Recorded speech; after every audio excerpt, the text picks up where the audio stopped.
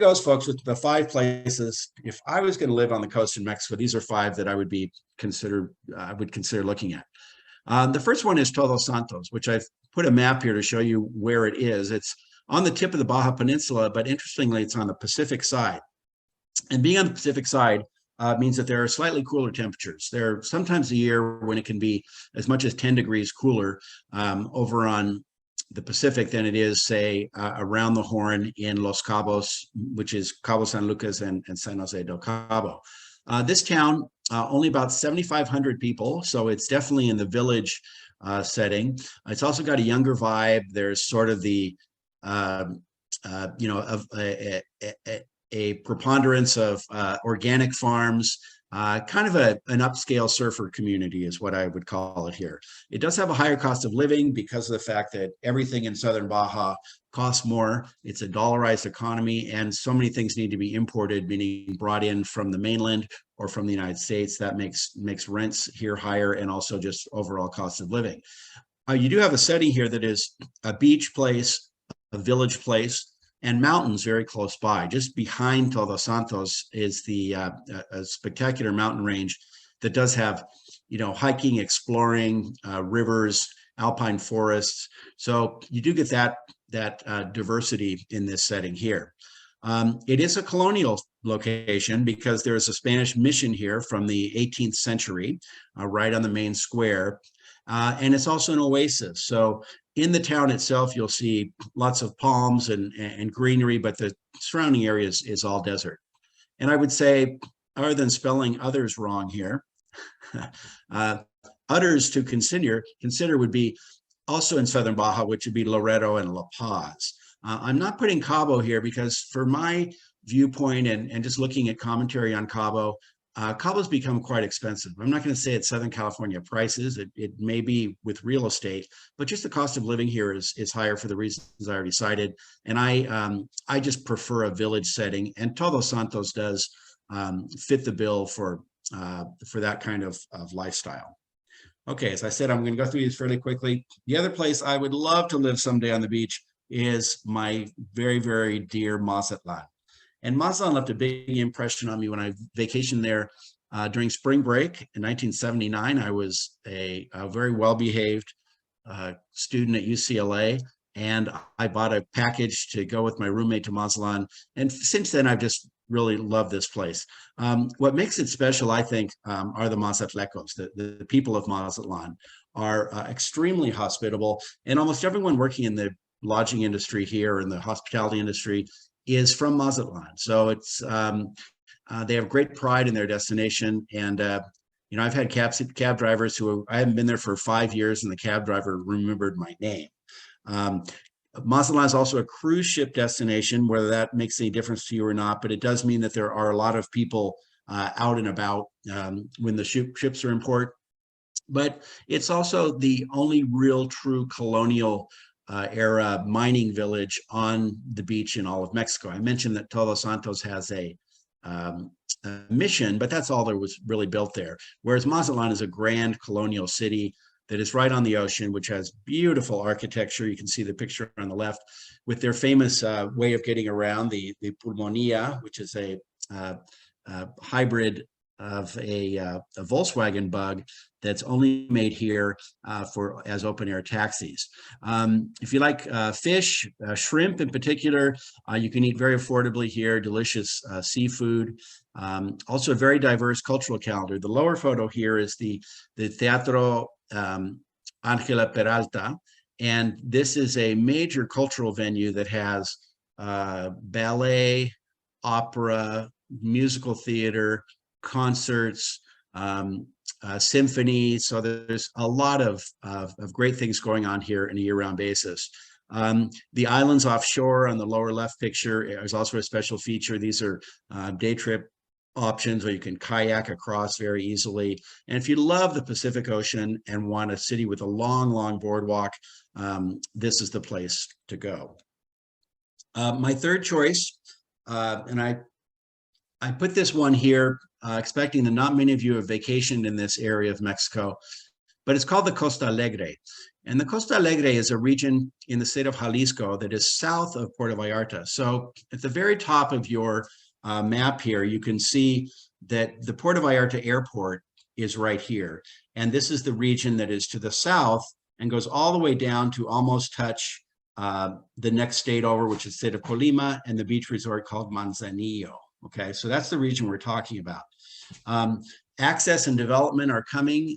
Right now, this is a really remote coast of Mexico. However, the government of Jalisco is building an international airport and is also building a road that'll go right from the Puerto Vallarta airport around the Puerto Vallarta resort and straight down into this region. Will make it much more accessible.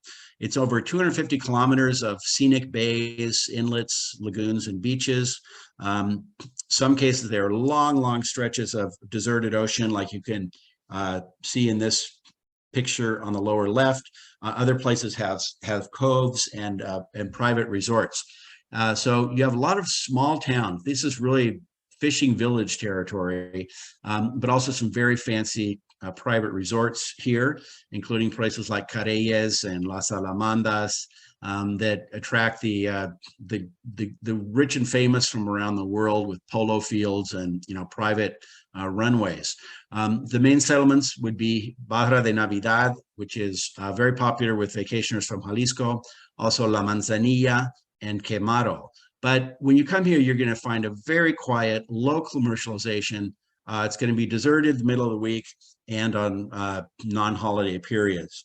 So if you love the Pacific, you want a remote setting with low commercialization, this could be your ticket. And you do have two international airports, because you could fly into Manzanillo down here or to Puerto Vallarta, indicated at the top of your map.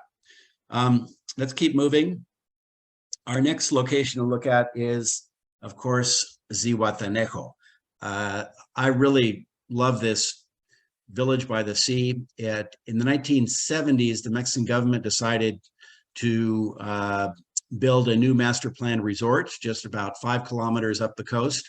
Today we know that as Ixtapa, but ZIHUATANEJO is an old village that's been there as a fishing village and a shipbuilding community back to the colonial days. And it's right next door to Ixtapa.